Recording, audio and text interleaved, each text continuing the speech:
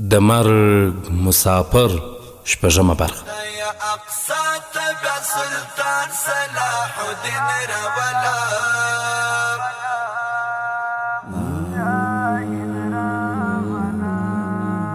د اسلامي نړۍ غم خورت شاهین رولا شاهین رولا خدای اقصا تبع سلطان صلاح الدین رولا شاهین رولا خدای اقصا تبع د مرګ مسافر د داستان درنو او قدرمنو اوریدونکو، په دې هیله چې ټول به جوړ او روغ یاست. الله رب العزت مو خوشحال لره. د دې زه محسن احسان مې یو ځل بیا د مرګ مسافر د داستان د خپرونې کوربتوب کوم، په دې هیله چې دا خپرونه تر پایه سره واورئ. درنو او قدرمنو اوریدونکو، په تېره برخه کې مو واورېدل ببرس د هغه لاس ونیو او وویل دا چې څه وویل دا به په نن خپرونه کې واورو ان شاء الله تعالی. ببرس وویل زه به تا سره په جنګ کې برخه اخلم. زه تا ته دا ښودل غواړم چې ته به ځان ته نه یې بلکې ټول مصر تا سره دی. عمیر بن خزام د خپل آس په طرف لاړ او وویل نو بیا ما سره راځه. عمیر بن خزام چې کله خپل آس باندې سپور شو، ببرس په حیرانتیا سره پوښتنه وکړه ته زغره او خول نه اغوندې؟ عمیر په خندا سره وویل زه او زما عرب ملګري د چپنې لاندې زغره او خول اغوندو، ته بېغمه شه راځه ما سره. دواړه په خپلو اسونو باندې سپاره شول چې کله غرنۍ په ناګاه څخه بهر شول، ټول لښکر په یو پراخ میدان کې تیار ولاړ و. په منځ کې عرب ښي طرف ته تاتاریان او چپ طرف ته ترکان ولاړ و. د عربانو مخکې هشام، د ترکانو مخکې رباح او بربریانو مخکې جابر ولاړ و. ببرس او عمیر بن خزام چې کله د لښکر مخې ته راغلل، عمیر بن خزام خپله تور راویستله، هوا ته یې جګړه کړه. ټول لښکر ورپسې د تباه کوونکي توپان په څیر روان شو. د خپلو کلي څخه چې تېر شول، عمیر بن خزام خپل ښي طرف ته رباح ته وکتل، بیا چپ طرف ته جابر ته وکتل. یو دم رباح د ترکانو سره او جابر د بربریانو سره په غرونو کې پټ شول. اوس د عربان چې د هغوی مخې ته ببریس، عمیر بن خزام او هشام روانو، ټول په ډېرې تیزۍ سره د مغرب په طرف روانو. کله چې هغوی د خپلې پولې سرحد څخه 5 میله مخکې لاړل، هغوی مخې ته د صلیبیانو لښکر ولید. عمیر بن خزام خپله توره هوا ته جګه کړه چې په ځواب کې ټول لښکر د تکبیر نارې اوچتې کړې. دواړه لښکر په ډېرې تیزۍ سره مخکې راغلل او په پراخه میدان کې شاوخوا ترې غرونه وو. په خپلو کې په جګړه شول. عمیر بن خزام او هشام په داسې اندازه حمله وکړه لکه چې د زندګۍ اخري جګړه یې وي چې بیا داسې مقدسه فریضه ادا نه کړي. عمیر ولیدل چې ببرس د هغه سره خوا کې جنګ کوي، د توپان په شانتې حمله کوله. کوم صلیبي چې د هغه مخې ته راځي د مرګ په خوب یې ویده کوي. کله چې صلیبیانو د عربانو د لږ لښکر په خپل منځ کې د راګیرېدو کوښښ کاوه، د ښي طرف څخه د رباح د ترکانو سره او چپ طرف ته څخه جابر د بربریانو سره راښکاره شول. دواړه لښکرې د غر څخه یو وار د تکبیر نارې اوچتې کړې او د ښي او چپ طرف څخه په صلیبیانو باندې حمله وکړه. صرف یو ساعت جنگ څخه وروسته په صلیبیانو کې د ماتې اثار ښکاره شول. عمیر بن خزام په اشاره باندې ټول لښکر په یو وار باندې تکبیر ناره اوچته کړه. په ټول جوش او قوت سره یې حمله وکړه چې له امله یې صلیبیان ورخطا شول او په شاتګ یې پیل کړ. عمر بن خزام د خپل لښکر سره 5 میله تعقیب وکړ، بیا یو ځای کې ودرېد. د هشام طرف ته یې وکتل او وویل هغه جاسوس راوغواړه چا چې اطلاع راوړې وه. هشام لښکر ته دننه شو. لږ وروسته د هغه جاسوس سره راغی کوم چې اطلاع راوړې وه. هغه د راهب لباس اغوستی و، په غاړه کې ځلېدونکي صلیب اچولی و. نږدې راغی، عمر ته یې سلام وکړ. عمر په ډېر مهربانه نظر وکتل او وویل آیا تا د حملې خبر راوړی و؟ هغه سر ټیټ کړ او وویل هو زما امیره. عمر بن خزام د هغه خورجین څخه د پیسو یوه کڅوړه راواخیستله، هغه جاسوس ته یې ونیوله. دا د انعام په توګه واخله. که چېرته تاسې په صداقت داسې کار کوئ نو زه په یقین سره ویلی شم چې د دنیا یو طاقت به هم موږ ته ماتې رانه کړي. لښکر بیرته کوچ وکړ. کله چې یو څلور لارې ته راغلل، ببرس عمیر ته وویل عمیره ما ته نوره اجازه راکړه. عمیر په تعجب سره وویل آیا ته موږ سره نه پاتې کېږې؟ نه، زه بیرته ژر مصر ته تلل غواړم. اوس به زه ستا سره قدم په قدم ګورم او ستا سره به پاتې کېږم. ببرس د عمیر سره خدای پامانۍ وکړ او د جنوب په طرف قاهرې ته روان شو. عمیر بن خزام د خپل لښکر سره مشرق خوا ته روان و. د اسلامي نړۍ غم خورت شاهین رولا شاهین رولا خدای اقصا تبع سلطان صلاح الدین رولا شاهین رولا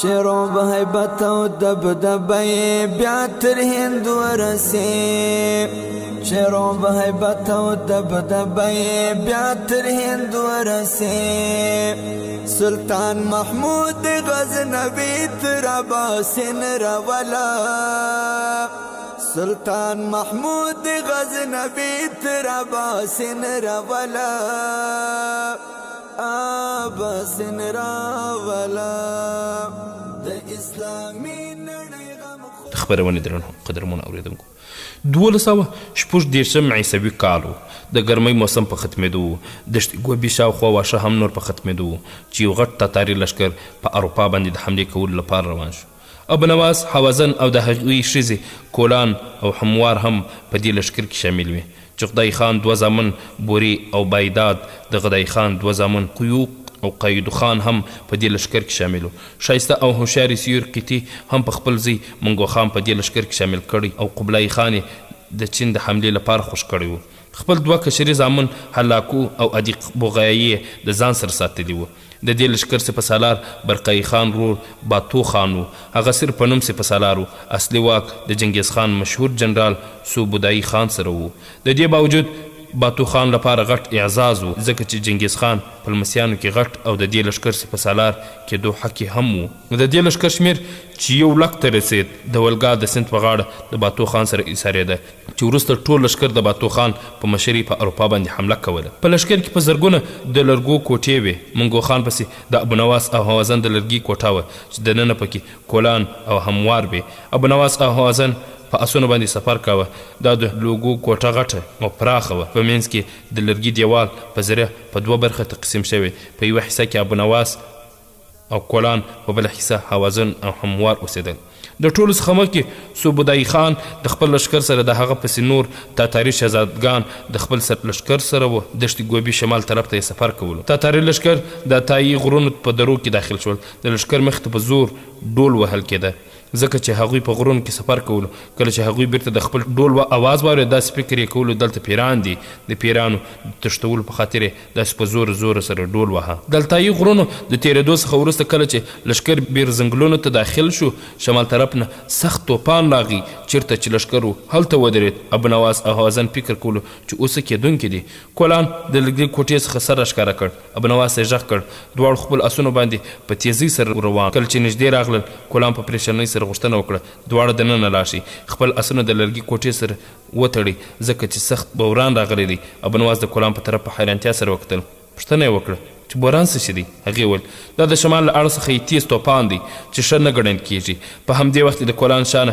هموار راښکاره شو یو دم یې راټوپ کړ دواړه اسونه یې د واګې څخه ونیول او د لرګي کوټې سره یې وتړل په زړه راښکونکي نظر یې هوازن ته وکتل ژر د لرګي کوټې ته ننوځه ابو نواس د خپل آس نه خورجین راواخیست د هوازن سره یو ځای د لرګي کوټې ته نوت هموار د اسونو تړلو څخه وروسته د لرګي کوټې ته داخل شوه ابو نواس او هوازن کولان د لرګي کوټې ته کیه کړې وه هموار هم راغله هغوی سره نږدې کېناستله ابو نواس د خپل خورجین څخه قلم او کاغذ راواخیست نیغ کېناست کولان په حیرانتیا سره پوښتنه وکړه څه کوې څه لیکې زما امیر چې زه دلته د کوم معلومات لپاره رالیږلی وم هغه مې حاصل کړ هغه اوس خپل امیر ته لیږم څنګه به یې ولیږې ابو نواس بیا خورجین ته لاس کړ د یوې کڅوړې څخه یې 2 کوترې راویستې کولان کڅوړې ته وکتل وویل د دې په واسطه یې لیږې کولان خاموشه شو ابو نواس په لیکلو شروع وکړه زما امیره زه دا خط د بیر ځنګلونو څخه درلیږم تاتاریان په ورځ کې د سرو جونډو په واسطه او د شپې د مشال د جنګېدو او چوچېدو په ذریعه د خپلو جنګیالیو رهنمایي کوي په دې طریقه سره خپلو جنګیالیو ته لارښوونه کوي د دې اشارو په ذریعه حمله او شاته تګ کوي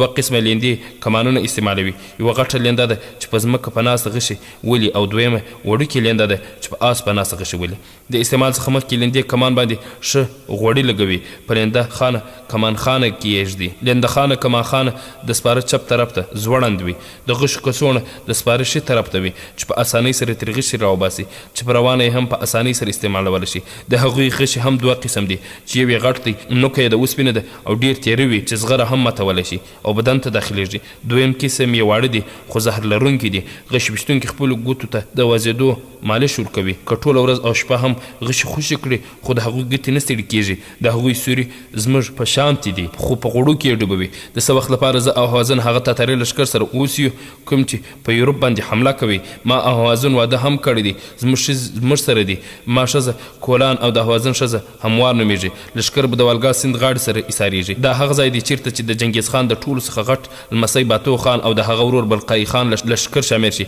بیا به دا غټ لښکر د باتو خان په مشرۍ په اروپا باندې حمله کوي زه او هوازن د منګو خان په لښکر کې یو د والګا سیند غاړې ته په رسېدو سره به د هغوی څخه د خلاصون کومه چاره کوم او انشاءالله ژر به تاسو ته در ورسېږم ابو نواز خط کټ کړ بیا د یوې کوترې پښه پورې وتړه او کوتره یې په هوا کې خوشه کړه کوتره د ځنګل څخه ووته هوا ته نوره هم جګه شوه بیا د جنوب مغرب په طرف په ډېرې تیزۍ سره روانه شوه شمالي تیز توپان له وجې لښکر تر ماښامه پورې په بیر ځنګل کې ایسار و کله چې ښه تیاره شوه توپان هم ودرېد لښکر بیا کوچ وکړ بیر ځنګل څخه ووت لښکر د بالګیش جهل په خوا کې شمال طرف ته سفر کاوه یورال غرونو ته نږدې سو چې تاتاریان ورته د دنیا کمربند وایي د یورال غرونو د تېرېدو څخه وروسته لښکر تر ډېره پورې د یورال سیند سره خوا کې سفر کاوه بیا یو دم خپله مخه د شمال مغرب طرف ته کړه د والګا سیند ته راورسېدل چېرته چې باتو د خپل وړوکي ورور برقای خان سره د لښکر ښه راغلاست لپاره موجود و باتو خان په ډېر شرمېدلي انداز سره د صوبدای خان او نور تاتاري شهزادګانو استقبال وکړه پلي روان و ځکه چې خپل ځان یې له نور څخه کم ګاڼه د دې وجه دا وه چې د هغه پلار جوچي خان د جنګیز خان ناجایز اولاد و جوچي خان د جنګیز خان په اخري وخت کې دلته راغلی و باتو خان په دې ډېر شرمېده چې د هغه پلار د جنګیز خان ناجایز اولاد و لیکن د برکای خان حالت بیل و ځکه چې هغه مسلمان شوی و د مسلمان کېدو څخه وروسته د هغه په زړه کې دې وهم لپاره کوم ځای نه و باتو خان خپلو مېلمنو ته د والګا سیند په غاړه خیمې ولګولې شهزادګانو ته یې د قیمتي ټوټې څخه او سرو زرو باندې ښایسته شوي خیمې ولګولې باتو خان د هغوی احترام لپاره په زرګونه څاروي حلال کړل چې کوم تاتاري شهزاده راڅخه خفه نه شي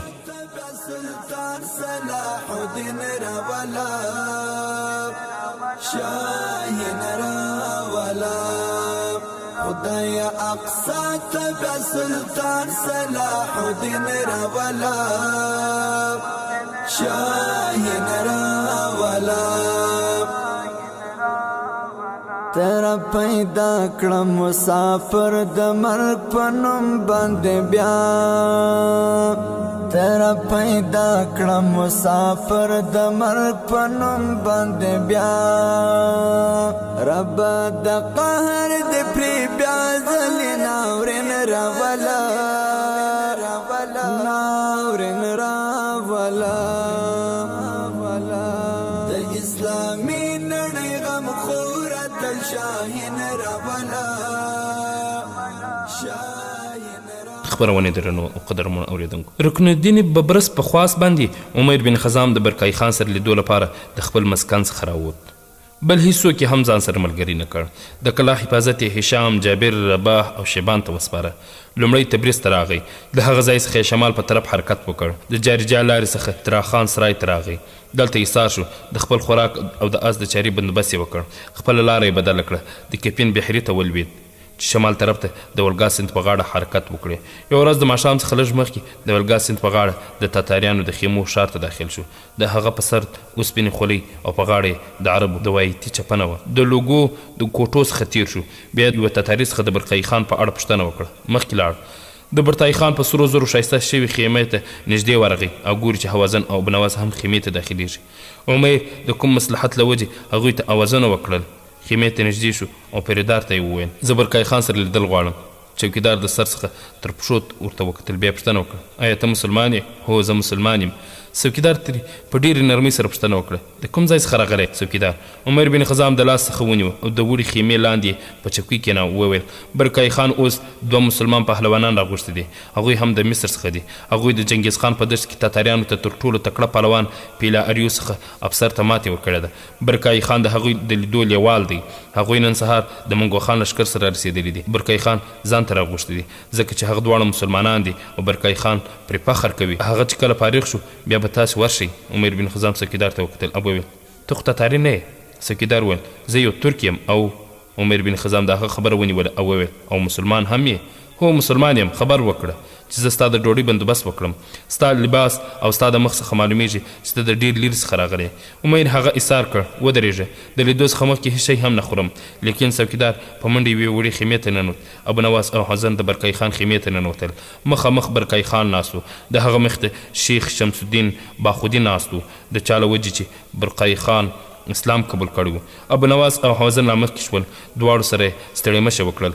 برکای خان دواړه خپل چپ لاس ته کېنول.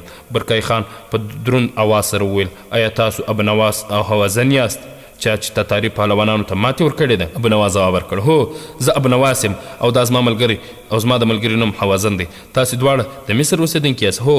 د کوم مقصد لپاره د چنګیز خان دښتې ته راغلي وئ؟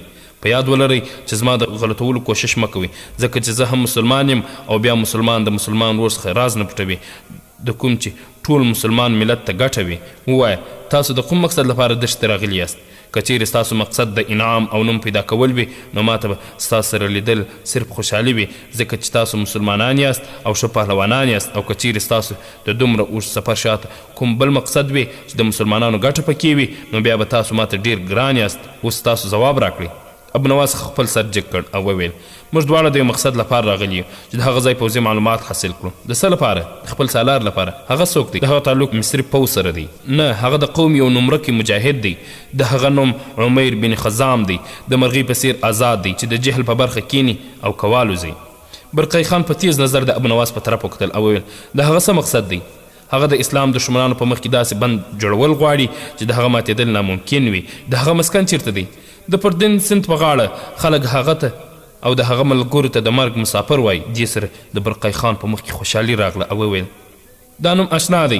آیا عمیر بن خزام چې تاسو ورته خپل سالار وایست زړور دی او یا هغه د اسلام جذبه لري؟ ابونواس خپل سینه وډبول او وویل د پولاد په څیر سخت دی، د هغه زمري په څیر تیز دی چې د میلیونو فاصلې لري. والي سره سره خپل ښکار د بوی په وابسته پیژني. تر اوسه پرې کوم دښمن د جنګ په میدان کې ماته نه ده ورکړې. د دښمنانو لپاره یو توپان دی او ملګرو لپاره یوه فرشته ده. ابونواس نور څه هم ویل چې ودرېد، ځکه د برقی خان د خیمې څوکیدار دننه راغی. برقی خان ته یې وویل د باندې یو نااشنا مسافر ولاړ دی، هغه تا سره همدا اوس کتل غواړي. د کتلو څخه مخکې د خوراک څخه انکار کوي. هغه د ډېر لرې څخه راغلی دی، د هغه جامې او مخ په خاور باندې ککړ دی، د ښه قد او مضبوط جسم خاوند دی. خپل نوم عمیر بن خزام یادوي. برقی خان په حیرانتیا سره وویل عمیر بن خزام؟ شیخ شمس الدین چې د قوم نومرکی مبلغ و د دروازې په طرف یې وکتل. ابونواس او حوزن ودرېدل. ابونواس په پریشانۍ سره وویل زما امیر او دلته؟ بیا یې څوکیدار څخه پوښتنه وکړه د کوم شخص چې یادونه کوي هغه د شنو سترګو عرب دی؟ هو. آیا هغه سپینه چپنه اغوستې ده؟ هو. بیا هغه زموږ سالار دی، زه هغه د نن راولم. برقی خان ابونواس ته وویل ته کښېنه. بیا یې په غوسې څوکیدار ته وویل ته هغه ولې د باندې سر کړی دی؟ هغه داسې احترام سره د نن راوړه څنګه تتاري شهزادګان راوړي. چوکیدار د باندې ووت. څو شېبې وروسته د عمیر سره د نن راغی. ابونواس او حزن چې هغه ولید ودرېدل. برقی خان او شمس الدین هم ودرېدل. برقی خان د ښه راغلاست لپاره لاس ورکړ. عمیر د هغه لاس په خپل لاس کې ونیو. د تاتاریانو په ژبه یې ورته وویل زه سچ دهین، هوښیار او بکخاطر زړور بهادر برقی خان ته سلام کوم. د برقی خان څخه وروسته د شیخ شمس الدین سره ستړې مشې وکړل. ابونواس او حوزن ته یې غاړه ورکړه. برقی خان خپل چپ طرف ته کېناوه. تا زما خواته د راتلو تکلیف څنګه وکړ؟ عمیر سر ټیټ کړ. څه فکر یې کوه، زړه نازړه کېږم. ستا ملګرو مخکې ماته ستا باره کې ډېر څه ویلي دي. د زړه د خلاص خبرې وکړه. دلته ناست هر کس او د باندې څوکیدار دوی ټول ترکان دي او مسلمانان هم دي، د اعتبار خلک دي. دلته به ستا هر خبره راز وي. عمیر بن خزام په آرام سره سر جګ کړ او په دروند آواز یې وویل زه د داسې شخص په لټ کې دلته راغلی یم چې په سخت وخت کې چې د مسلمان قوم ته نجات ورکوونکی ثابت شي. برقی خان په خندا سره پوښتنه وکړه د دې لپاره تاسو بغداد ته ولې لاړ نه شوئ؟ هلته یو طاقتور خلیفه شته. عمیر په زړه راښکونکي آواز وویل ته غلط پوه شوی. بغداد د قوم مشران په داسې خوب ویده شوي دي چې د هغوی راجګېدل اوس ناممکن دي. هغوی غداران او وطن خرڅوونکي دي. هغوی اوس د ښو او بدو فرق نشي کولی. برقی خان په عاجزۍ سره وویل ما نه ستاسو د څه طمع کوئ؟ یو پوخ یقین او بس. سبا ته که کوم بل تاتاري د چنګیز خان په شکل مسلمانانو باندې حمله وکړه نو تاسې به زموږ مرسته وکړئ. برقی خان وویل تاسو پوهیږئ چې ما اوس نو اسلام قبول کړی دی. تر اوسه زما ورور باتو خان هم خبر نه دی. زه تر اوسه په پټ لمونځ کوم. په آینده کې که چېرته ما شاوخوا مسلمانان راټول کړل نو زه تا ته په یقین سره ویلی شم چې هر هغه قوت سره به جنګ وکړم کوم چې په مسلمانانو باندې حمله کوي. دا کار به په هر صورت کې کوم که څه هم حمله کوونکی زما سکه ورور هم وي. عمیر د خوشحالۍ اظهار وکړ او وویل زه به په ډېرې بېصبرۍ سره د هغه ورځې انتظار کوم چې تاسو کله د ولګا د سیند په غاړه د مسلمانانو د نوي قوت په شکل راښکاره شي او زموږ لپاره به د مایوسۍ ورځې ختمې شي. د برکای خان مخ ته ناست شمس الدین په لومړي ځل خپله خوله خلاصه کړه. ستا په رګونو کې د یو زړور پلار وینه ده. ستا زندگی او ستا مقصد دواړه عظیم دي. عمیر ځواب ورنه کړ. هغه صرف عالم ته د عقیدت په نظر وکتل. برکای خان پوښتنه وکړه ته به دلته څو ورځې یې؟ زه به سبا سهار بیرته روانېږم. ابو نواس او هوزن به هم ما سره ځي. زه لږ اړین کار لرم. که داسې نه وی دلته به مې څو ورځې تېرې کړې وی. زه بیرته سمدستي تلل غواړم ځکه چې زه د نوي جنګ تیاري کوم. څنګه جنګ؟ ایروینیا کې د تلیم کلا باندې حمله کوم. هغه ځای څخه چې تاتاریان د مسلمانانو په کلیو او قافلو باندې حمله کوي. آیا منګو به ابو نواس او هوزن ته اجازه ورکړي؟ ابو نواس وویل اجازه به ترې واخلم. اوس تاسو عمیر ته اجازه ورکړئ چې ما سره لاړ شي.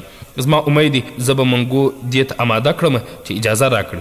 برکای خان په خندا شو او وویل لاړ شه او عمیر هم له ځانه سره بوزه خو ژر بیرته راشي. د ماښام ډوډۍ به ما سره وي. که چېرته منګو اجازه در نه کړه ما ته خبر راکړه زه به خپله ورسره خبره وکړم. عمیر ابو نواس او هوزن بهر راغلل. درې واړه په خپلو اسونو سپاره شول. ښي طرف ته لاړل. لږ وروسته د خیمې مخې ته د اسونو څخه کوز شول. خیمې ته دننه شول. دننه په خیمه کې کولان او هموار دواړې ناست وې. ابو نواس هغوی ته غږ کړ. د خوشحالۍ اظهار یې وکړ. پوښتنه یې وکړه چې څوک دلته راغلی دی؟ کولان او هموار په حیرانتیا سره د عمیر طرف ته کتل. ابو نواس خپله د عمیر طرف ته اشاره وکړه. وویل کولان او هموار ډېر زیاتې خوشحالې شوې. ابو نواس وویل هوازنه ته عمیر سره کېنه زه د منګو خان سره خبره کوم او بیرته راځم. دې سره ابو نواس بهر ته ووت. د خیمو قطارونو څخه تیر شو. د منګو خان خیمې ته ننوت. منګو خان ځان ته ناست و. د سپي شیدې یې څښلې. ابو نواس چې کله د هغه مخې ته کېناست نو منګو خان د انسان د سر کوپړۍ څخه جوړه شوې پیاله یوې خوا ته کښېښوده او وویل ابو نواسه څنګه راغلی؟ ابو نواس په خپل اواز کې نرمي پیدا کړ او وویل د مرګ مسافر ته داستان درنو او قدرمنو اوریدونکو دا چې ابو نواس څه ورته وویل دا به په راتلونکي خپرونه کې واورو انشاء الله تعالی. دا خپرونه ما محسن احسان چمتو او تاسو ته وړاندې کړه. در بیا چې تاسو په درانه حضور کې را حاضر تاسو ټول په لوی الله جل جلاله سپارو. السلام علیکم ورحمة الله وبرکاته. د پاکونکي عمر